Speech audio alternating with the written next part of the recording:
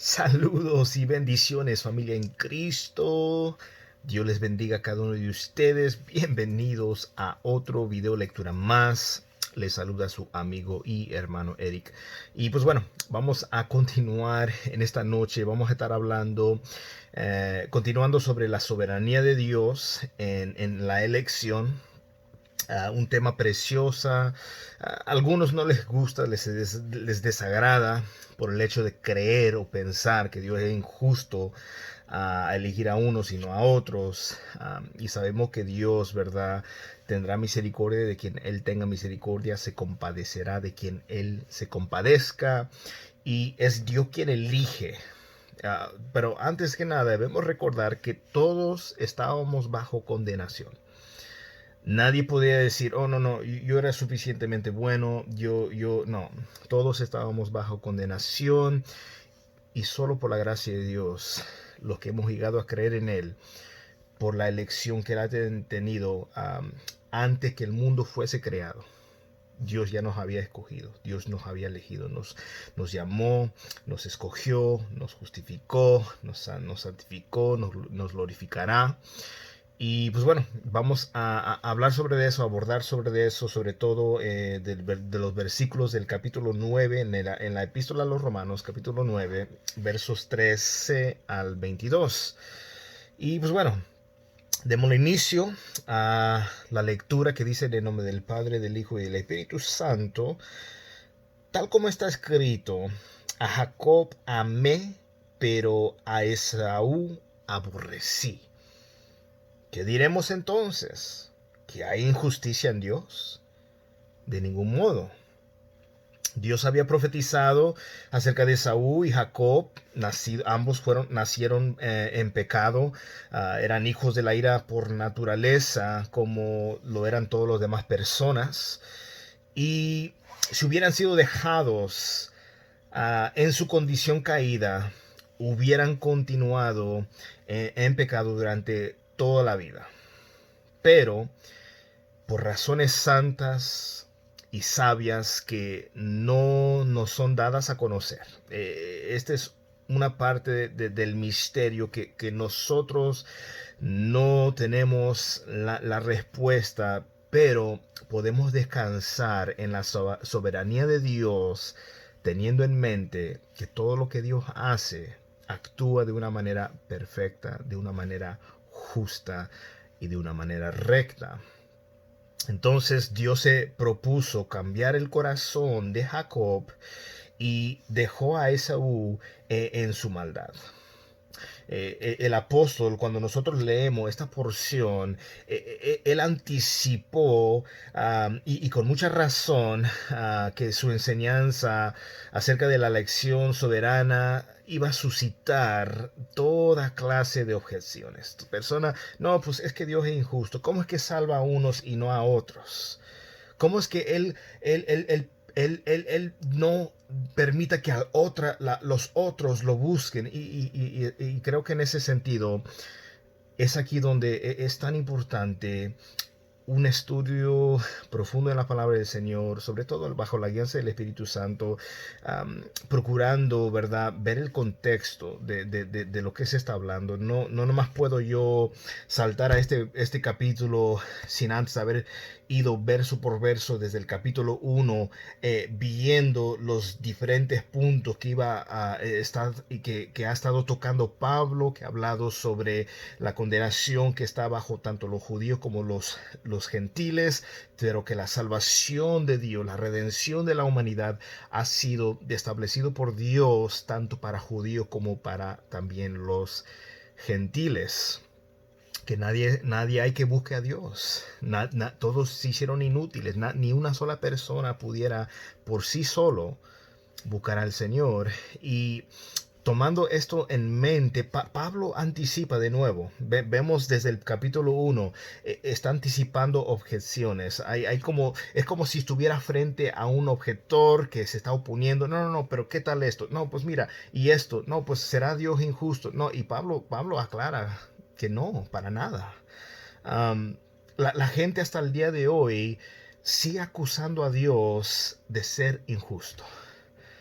¿Por qué? Porque tienen una perspectiva de Dios incorrecta. No conocen la revelación que Dios se da de sí mismo. ¿Quién es Dios? Tanto desde el Antiguo Testamento hasta en el Nuevo Testamento. No hay un Dios dividido, el Dios malo del Antiguo Testamento y el Dios bueno del Nuevo Testamento. No, es el mismo Dios que se fue revelando de una manera progresiva, de una manera en etapas donde las personas fueron llegar a conocer más y se profetizó, se habló acerca, ¿verdad?, de lo que Dios iba a hacer, enviando al Mesías, enviando, ¿verdad?, hablando de Cristo Jesús cuando iba a venir a nacer en la tierra 700 años antes. El profeta Isaías profetiza que un hijo nacerá y en Belén, ¿verdad?, de una virgen concebirá y dará a luz a un hijo y llamará su nombre Emmanuel, que significa Dios con nosotros.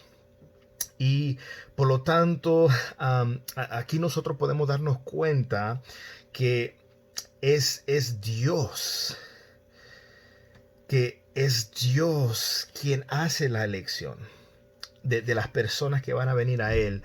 Entonces, algunos tienen el problema que dicen, es que Él escoge a unos y por lo tanto necesariamente condena al resto. La argumentación que ellos usan es que si Dios ya lo ha dispuesto esto por adelantado, entonces no hay nada que podamos hacer tocante al asunto.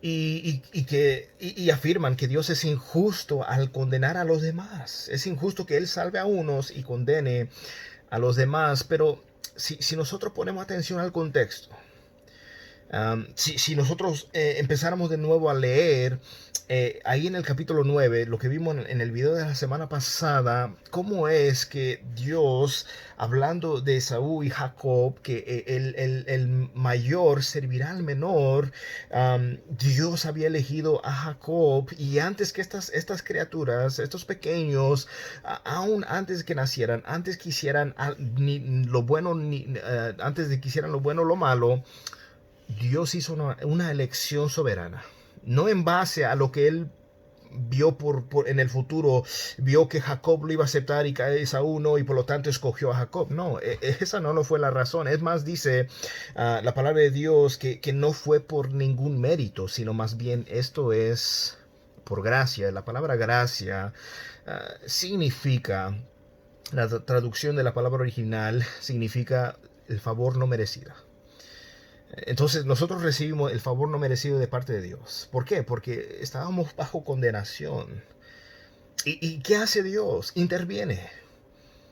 Sin tener que hacerlo, Él en su gran bondad decide intervenir, decide salvar. Ahora, no es que la salvación solamente son para unos poquitos, más bien la redención es ofrecida a todos. La diferencia es aquellos a quienes Dios ha escogido. Dios los atrae a Cristo y cualquier persona que venga a Cristo, y esto encierra cierto sentido la responsabilidad que tenemos. Nosotros no somos atraídos a Dios por fuerza y arrastrados a Dios, más bien hace Dios una transformación en nosotros a tal grado que podemos en ese entonces tener la capacidad para ir a Cristo. Y toda persona que se acerca a Cristo, la palabra claramente nos dice en el Evangelio de Juan que todo aquel que a mí viene, yo no lo echo fuera.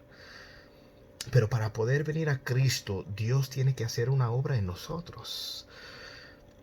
Entonces, si nosotros consideramos el contexto de este capítulo, de este tema, nos muestra que en la soberana decisión de Dios de escoger, en otras palabras, de amar a Jacob y rechazar, aborrecer a Esaú, no estuvo basada en algo conocido predeterminadamente acerca de ellos.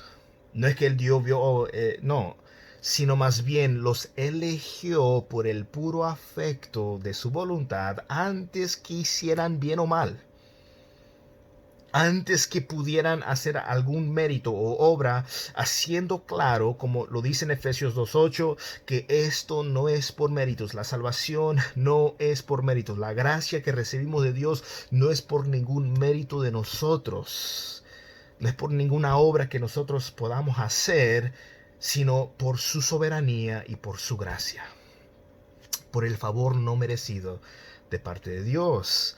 Mira lo que dice el versículo 15, porque él dice a Moisés: tendré misericordia del que yo tenga misericordia, y tendré compasión del que yo tenga compasión. Todas las personas quedan condenadas por su propio pecado y incredulidad. Eso es algo que tenemos que tener claro. Todos ser humano nace bajo pecado. Desde que Adán y Eva pecaron, desde ese punto en adelante, todos nacen bajo pecado. Todos nacen bajo condenación. Ahora, la cosa es que en el Evangelio de Juan nos dice que la luz vino al mundo, y esta es la condenación. Que la luz vino al mundo, Cristo vino al mundo, y los hombres, las personas, amaron más las tinieblas que a la luz. Si fueran dejados a sí mismos, por sí mismas las personas, si Dios no interviniera en nosotros, todos pereceríamos. Además de proclamar una genuina invitación del Evangelio a todos, Dios hace una invitación a todos, de todo tribu, de toda lengua, de todo tipo de etnia. No hay nadie excluido. Dios escoge entre estos que se les otorga, se les da la invitación gratuitamente a toda la humanidad.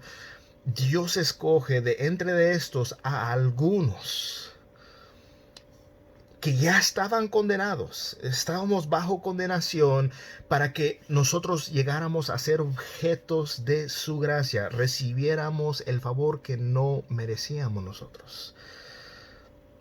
Pero esto no significa que Él decida injustamente condenar a los otros. Ese es uno de los problemas que la gente a veces tiene cuando no entienden lo que la Escritura dice sobre la soberanía, sobre la elección de Dios. Hay una creencia de que no, yo elegí a Dios. Bueno, la razón que fuimos capaces de elegir a Dios fue porque Dios tuvo que hacer una obra en nosotros. Porque se recuerdan en Ezequiel, cuando él está frente al valle de huesos secos.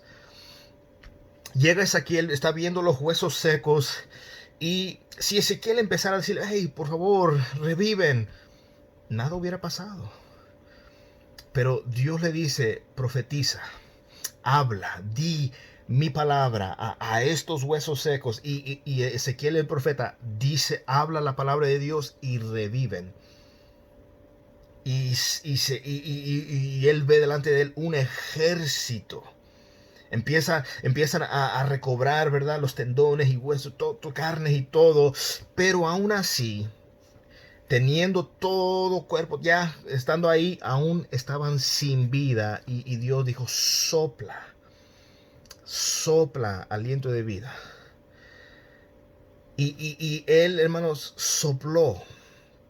En otras palabras, el aliento, la vida la da Dios. Nosotros éramos como ese valle de huesos secos. Estábamos muertos en nuestros delitos y pecados. Y si no fuera por la intervención de Dios, si no fuera por Dios, al Dios darnos vida cuando estábamos muertos en delitos y pecados, y nos dio vida juntamente con Cristo, aún estaríamos bajo pecado, aún estaríamos esclavizados al pecado. Entonces, los otros, las personas que han rechazado el Evangelio, ya están condenados porque son pecadores rebeldes de por vida. Y porque han rechazado el Evangelio. No es que nadie les ha hablado, simplemente aman más las tinieblas que la luz. Han despreciado la luz. No pueden venir a Cristo. No quieren venir a Cristo. Dios manda en todo lugar y en todo tiempo a todas las personas a arrepentirse. Los llama al arrepentimiento. Pero de todas estas multitudes, un grupo de personas, Dios actúa de una manera poderosa en sus vidas y los salva por su gracia. Los que están perdidos no tienen a quién más echarle la culpa sino a ellos mismos. No es porque Dios no les permita venir a Él, es que en ellos no está esa voluntad, no pueden. Tal vez te has encontrado hablándole con a alguien del trabajo, a un familiar, a un amigo, a alguien, y tú le estás hablando el evangelio, le estás compartiendo y dices, yo no quiero nada con eso. Eso es aburrido, estás loco, yo no creo en eso. Lo rechazan. Y seguirán perdidos al menos que Dios haga una obra sobrenatural en sus corazones, cambiando su voluntad, cambiando su vida, no para forzarlos a hacer algo que no quieran, sino más bien dándoles a ellos el querer como el poder hacer su buena voluntad. Entonces mira lo que dice el versículo 16, así que no depende del que quiere ni del que corre, sino de Dios quien tiene misericordia. Cuando Pablo dice que no depende del que quiere, no significa que la voluntad de una persona no esté involucrada en su salvación. No es que Dios nos fuerce a algo que no queremos, no. Lo único que Dios está haciendo es cambiando, transformando nuestra rebeldía en poder nosotros ahora aceptar de manera voluntaria, entendiendo que somos pecadores y en necesidad de un gran Salvador, y ese gran Salvador es Cristo, y nosotros al humillarnos, al arrepentirnos, al pedir misericordia, al pedirle perdón, reconociendo que hemos pecado en contra de Él, Dios nos otorga su perdón. Entonces, no es que esto es forzado sobre de nosotros, al contrario, al entender, al recibir, al momento que nuestros ojos, ¿verdad? Esa ceguera se nos remueve, entonces Dios nos permite entender, poder tener la capacidad ahora en nuestra voluntad ir a Él. Dios nos atrae a Cristo, transforma nuestra vida y estamos yendo hacia Cristo, no en contra de nuestra voluntad, sino ahora entendiendo la redención, lo que hizo Cristo por nosotros. Y entonces al ir a Cristo, en ese momento, Cristo no nos rechaza. No, ¿sabes qué? Tú no eres suficientemente bueno. No, nadie lo es. Pero nosotros somos justificados no por nuestras obras, somos justificados por los méritos de Cristo, por la perfección de Cristo, el Cordero de Dios que caminó en esta tierra, que fue perfecto, que en Él no hubo engaño, aquel que era inocente, que murió por los culpables, el Cordero de Dios que vino a quitar el mundo, vino a quitar el pecado en este mundo de aquellos que crean en Él. Entonces a eso se refiere Pablo, no que no hay una parte de no que nuestra voluntad no esté involucrada en la salvación, lo está. Simplemente Dios ha transformado nuestra rebeldía, nuestra enemistad. Ahora nosotros podemos ser reconciliados con Dios y poder acercarnos a Dios cuando antes no lo podíamos hacer por nosotros mismos. La invitación del Evangelio está clarísimamente dirigida a la voluntad de la persona, como se nos dice en Apocalipsis 22, verso 17, el que quiere toma del agua de la vida gratuitamente, el que quiera, no dice los voy a forzar, aunque quieran o no, no, el que quiera tome del agua de la vida gratuitamente. Jesús denunció a los líderes religiosos, denunció a los judíos incrédulos por no querer acudir a Él en Juan capítulo 5, versículo 40. Mira lo que dice la escritura, de modo que cuando los samaritanos vinieron a Él, le rogaron, el capítulo 4, 5:40, y no queréis venir a mí para que tengáis vida eterna. En otras palabras, ustedes no quieren, se les está ofreciendo esta oferta. Se les ofrece el evangelio, se les ofrece la salvación y dice que no queréis venir a mí para que tengáis vida eterna. Cuando Pablo, en el mismo versículo 16, cuando él dice porque él dijo, no es del que quiere. Ahora también dice que no es del que corre. Él no está negando que debemos esforzarnos por entrar a la puerta estrecha. Sí, esforzaos a entrar. Hay una diligencia de nuestra parte. Hay una responsabilidad que tenemos de esforzarnos, pero no en nuestros méritos. Esforzarnos en la gracia de Dios que hemos recibido de Él, la capacidad que Él nos va a dar, el poder que Él nos da. Por nosotros mismos, si Dios nos salvara y después dijera, ok, están solos, ahora ustedes, aquí está cómo llegar, a ver si la pueden, sin Dios, sin el Espíritu de Dios, sin los recursos que Él nos ofrece y nos da, rápidamente nos perderíamos. Pero lo hermoso es que aquel que comenzó la buena obra en nosotros, aquel que nos salvó, la completará, la perfeccionará hasta el fin.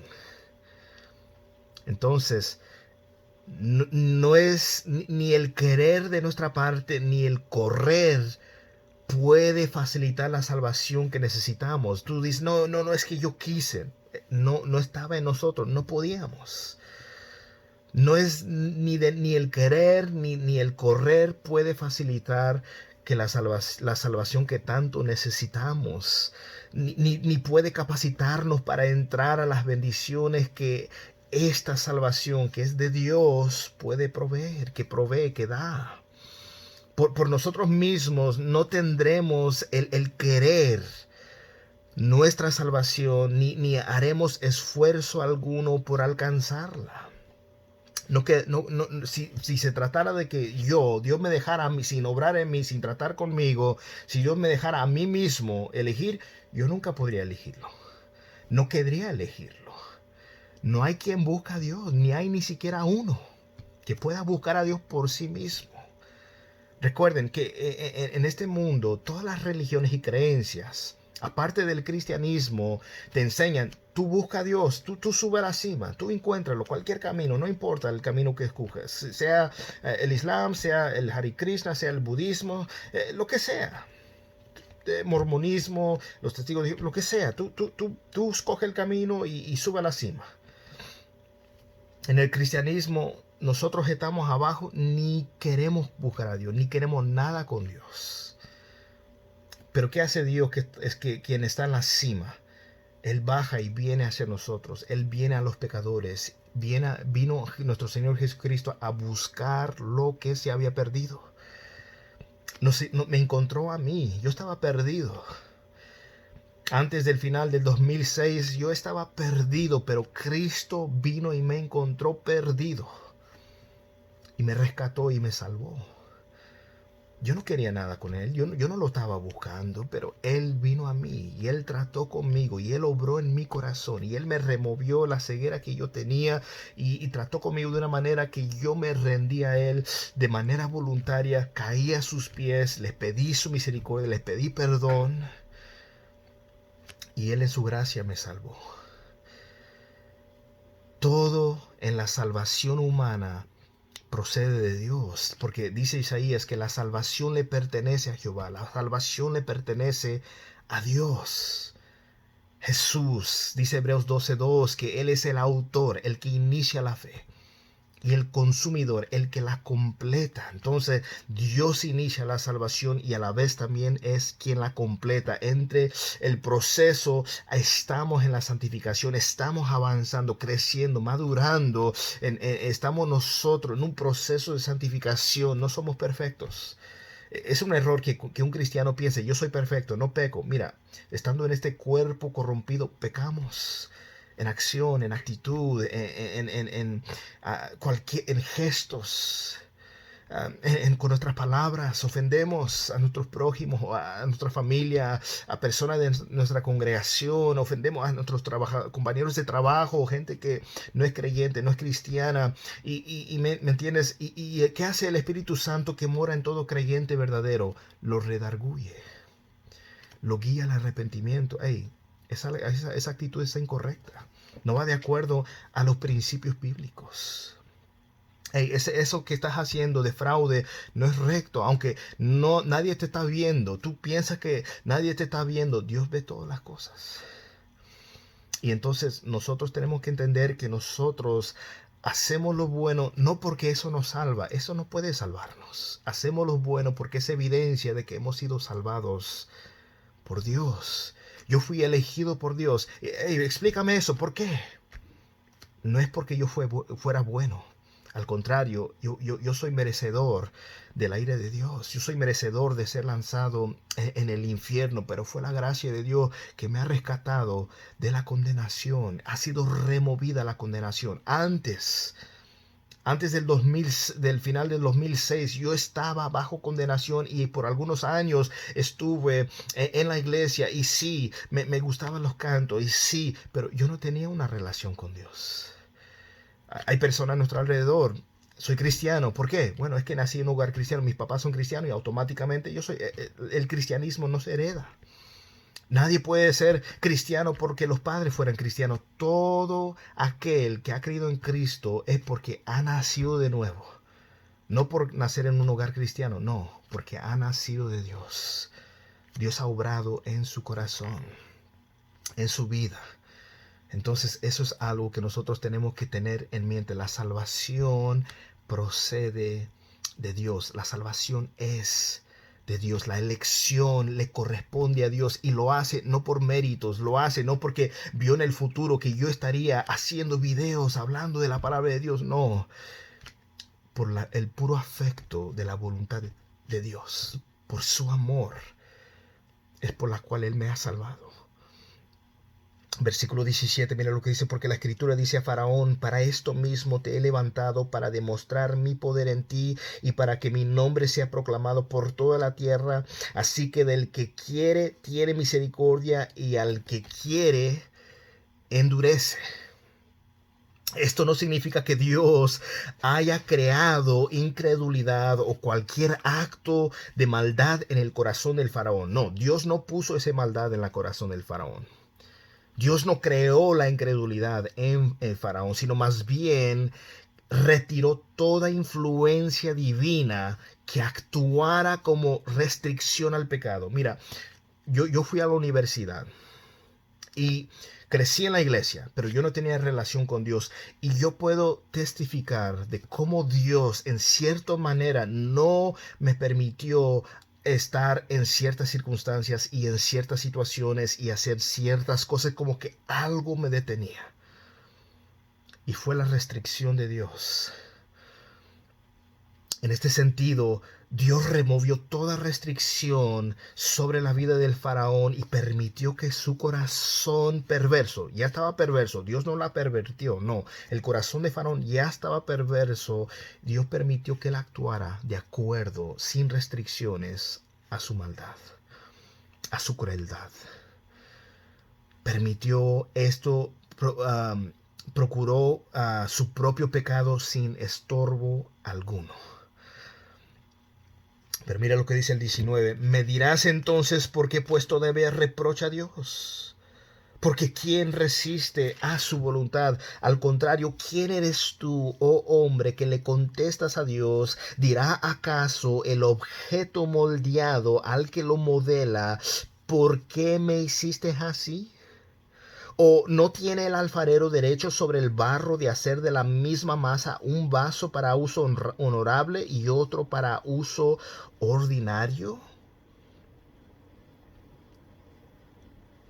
El apóstol reprende primero la insolencia de cualquier persona que quiera encontrar falta en el Creador.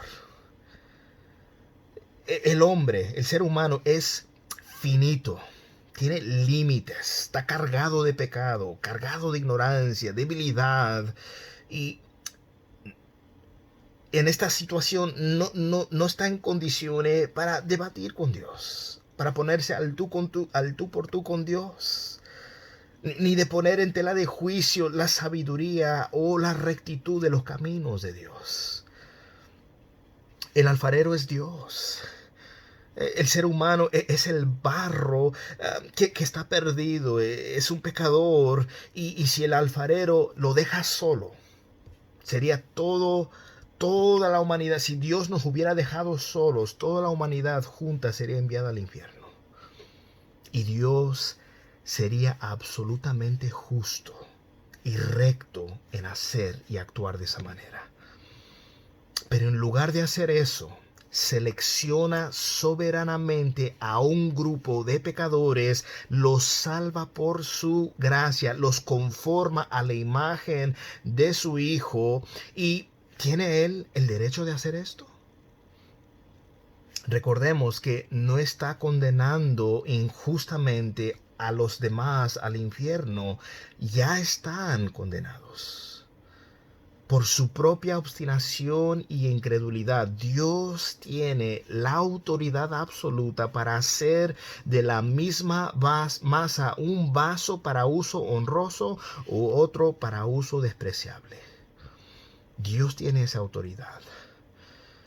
En una situación en la que todos son indignos, Él puede derramar sus bendiciones donde Él decida y retenerla siempre que Él así lo quiera. Entonces aquí concluimos hoy en nuestra segunda parte sobre la soberana elección de Dios sobre la vida de los seres humanos. Y si Dios nos permite, vamos a concluir esta tercera parte que nos corresponde, que nos queda para la próxima semana con la ayuda del Señor. Y wow, qué bendición, qué hermoso es entender que sin merecerlo, cómo Dios nos colma de una bendición tan grande con permitirnos creer en Él, al cambiar y transformarnos, regenerarnos.